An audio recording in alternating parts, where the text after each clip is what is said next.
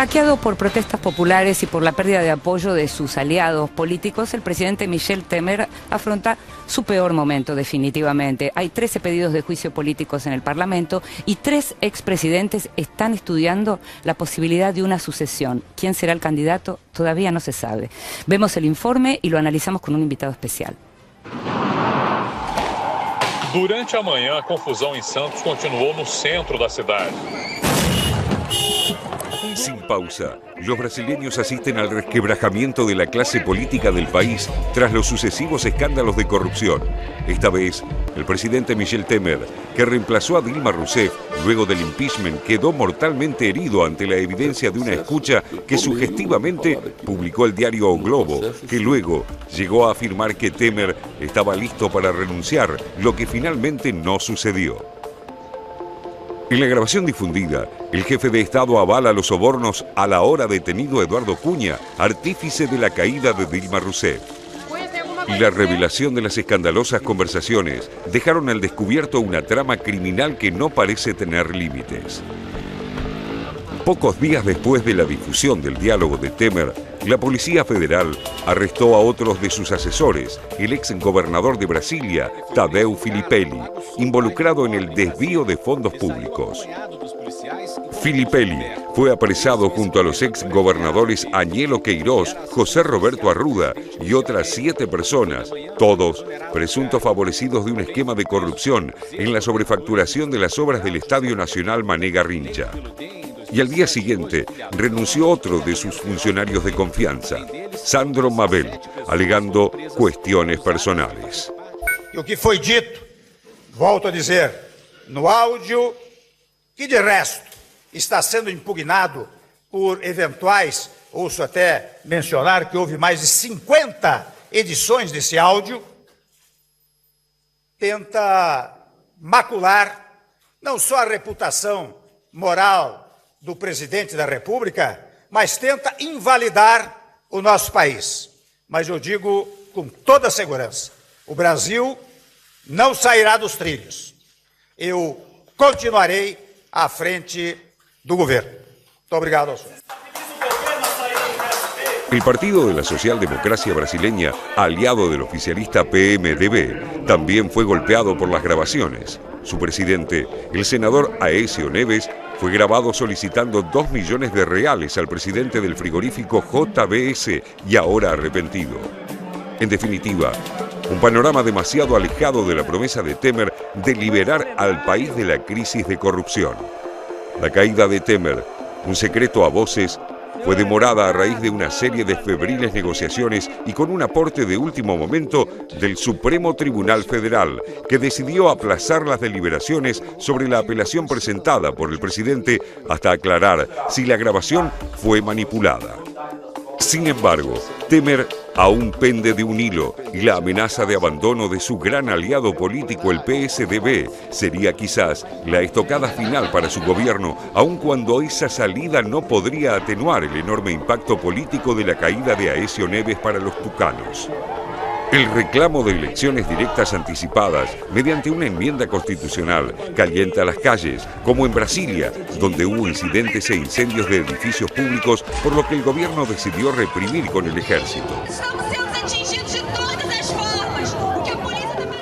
Que uma manifestação que estava prevista como pacífica, ela degringolou na violência, no vandalismo, no desrespeito, na agressão ao patrimônio público, na ameaça às pessoas, muitas delas servidores que se encontram aterrorizados e que nós estamos, nesse momento, garantindo a sua evacuação.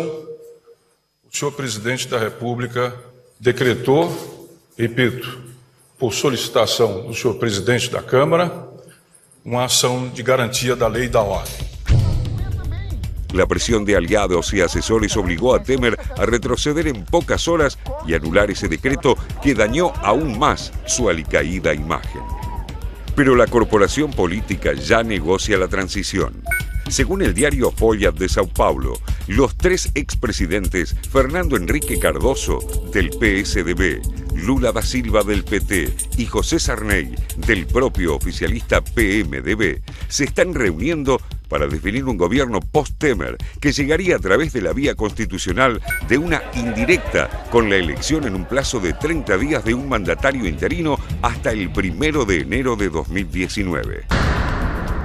Sin respaldo casi de ningún tipo, aunque con sostén de la poderosa corporación empresaria, el impopular presidente insiste en su momento más crítico con dos elementos clave para ajustar la economía brasileña y lograr la supervivencia: una reforma laboral y otra previsional, ambas resistidas por la mayoría de los brasileños, según una encuesta de Datafolha.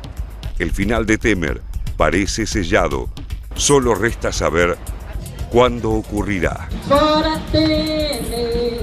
Fora Temer e seu golpe estéreo. Fora Temer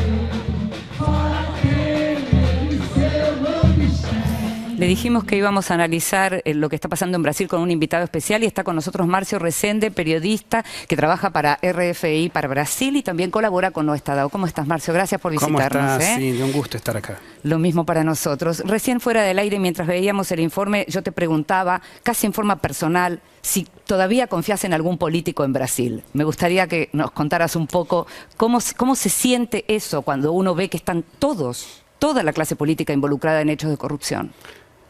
No confío en ninguno y por profesión trato de mantener una distancia, ser imparcial o objetivo. La llegada de la izquierda del PT al poder nos daba alguna ilusión de alguna manera, porque la izquierda nunca había estado en el poder. Pero la izquierda se igualó a todos en un sistema de corrupción para mantener el poder, lamentablemente. Veíamos recién lo que tiene que ver con quién podría sucederlo a Temer. Se supone que Temer no va a terminar el mandato, que esto va a cambiar. Pensábamos en la posibilidad de si efectivamente existe esa posibilidad de que haya elecciones directas. Y lo que se ve, en principio, es que no es momento para elecciones directas, que no sería incluso conveniente para los que tienen intenciones de presentarse. Sí, es complicado.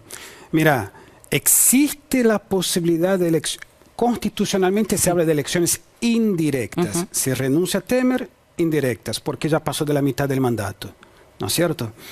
Pero existen dos posibilidades para elecciones directas. Sí. Hablo teóricamente. En la práctica es más complicado porque necesitaría pasar por el aval del Congreso. Sí. Un Congreso que está conformado por estos políticos, digamos. Exactamente. ¿Por qué van a querer indirectas, directas, no? Bueno, un Congreso que además muchos buscan la reelección el año que viene. Entonces, ¿cuáles son las posibilidades de directas? Dos. Una, que el Supremo Tribunal Electoral, a partir del día 6 de junio, decida que la fórmula Dilma Temer sea invalidada por haber recibido fondos ilegales de campañas. Sí, que es una de las causas, claro. Una de las causas. Causa promovida por ese señor, Aécio Neves, que ahora está él mismo increíble las vueltas. Sí. Ahí en ese caso hubo una mini reforma en el año 2015 que abriría la puerta para una interpretación, es bastante heterodoxo eso, para elecciones directas. Pero habría que pasar por el Congreso igual. Esos jueces, son 7, podrían convocar elecciones de 20 a 40 días. La otra posibilidad de elecciones directas es que se apruebe una enmienda constitucional, entonces pasando a posibilidad de elecciones directas. Ahora, ¿quiénes aprobarían esa enmienda? Esos mismos legisladores a los que no les conviene la elección directa. Entonces parece difícil en la práctica. Antes de pasar a mis compañeros, en estos días leí algunos artículos, incluso uno de Andrés Malamud, el politólogo que alguna vez nos visitó, que señalaba algo así como que tal vez sobrevaloramos a Brasil. Bueno, Andrés es muy respetado, él es profesor en la Universidad de Lisboa, yo escribo para el principal diario de Portugal, Expresso, así que le tengo mucho respeto. Me permito discordar de eso, ¿no? Creo que sobrevaloramos a Brasil, ¿no? Vamos a suponer que no se hubiera combatido la corrupción. ¿Entonces Brasil estaría bien? Mira, lo que está pasando en Brasil es justamente consecuencia del fortalecimiento de las instituciones, es consecuencia, por ejemplo, del juicio políticos, la destitución allá en el 92 de Collor de Mello. Eso fue lo que permitió el impeachment de Dilma también, ese camino abierto. Lo que está pasando ahora es consecuencia del mensalón, del escándalo de corrupción del año 2005, cuyos protagonistas fueron condenados. Entonces eso permite que ahora la justicia haya allanado un camino para condenar a estos también. Todo es un proceso. Un país que busca el desarrollo, que busca su proyección como actor global, que era lo que se buscaba, lo que se aspira, y que se va a volver a buscar después, tiene que pasar por un proceso de limpieza, ¿no? Salvo que fuéramos China. China solo se preocupa con el crecimiento. Raúl.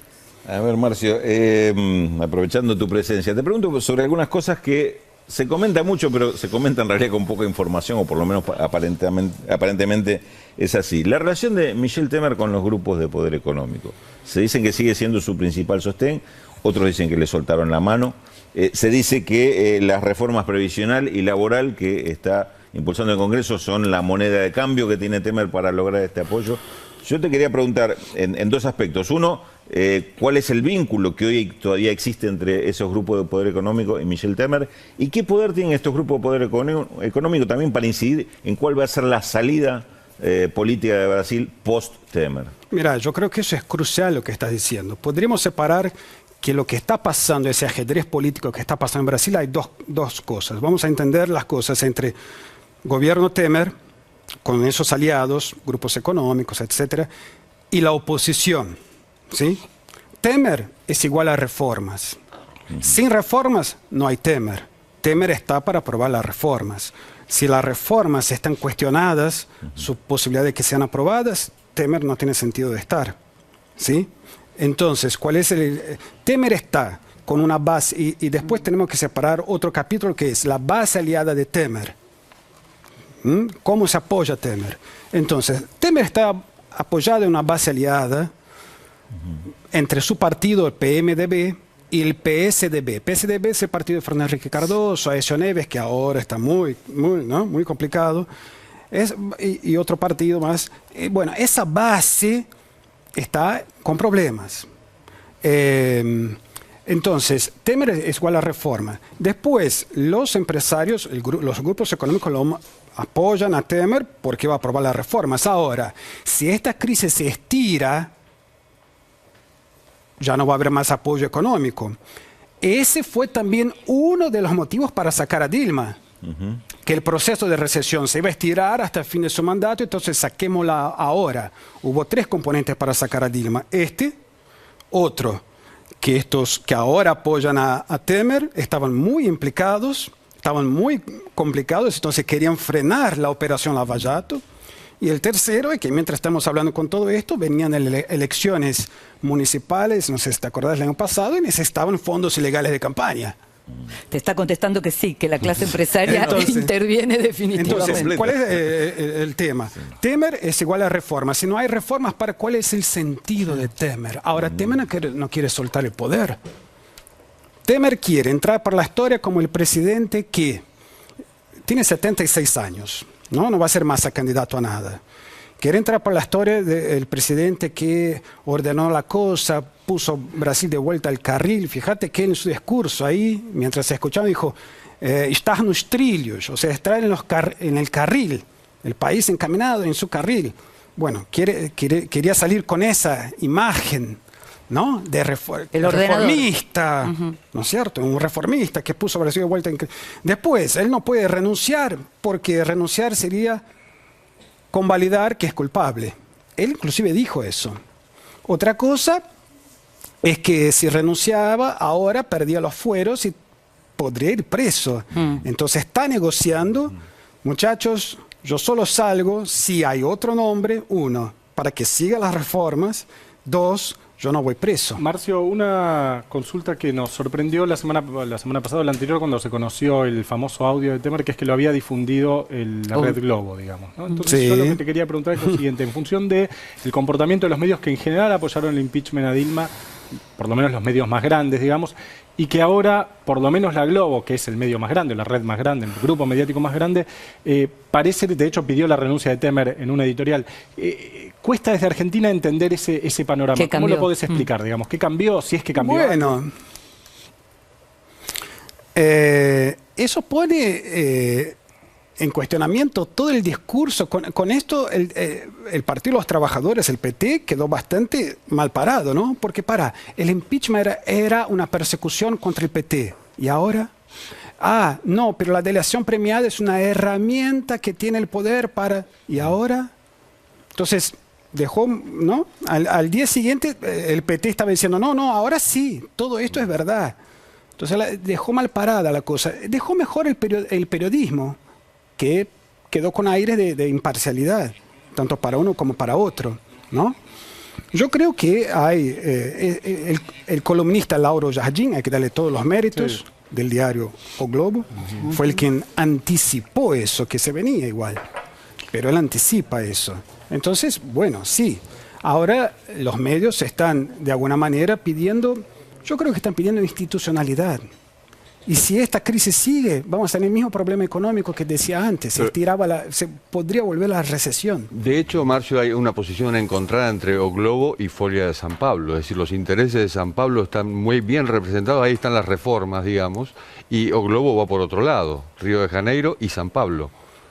Yo no sé si Globo va por otro lado, yo no puedo contestar con eso. Yo creo que Folia de San Pablo podría estar apoyando esta situación, porque es una salida institucional y vamos con las reformas se tienen que hacer igual, ¿no es cierto? Y Globo está diciendo, bueno, pero este tipo está implicado, es periodismo, descubrimos eso, vendrá otro, pero las reformas siguen igual. Mira, Michel Temer tiene una ventaja, al no estar elegido directamente él, sino Dilma, él era vice, por nadie, él podría hacer las reformas, ¿no? Es bastante difícil también hacer reformas cuando vos no estás elegido para eso, ¿no? ¿Quién votó a Temer para hacer reformas? ¿Quién? Dicho todo esto, Marcio, ¿vos crees que en Brasil se están respetando las instituciones políticas y económicas, parlamentarias, ejecutivas, para todo lo que está ocurriendo? Yo creo que sí.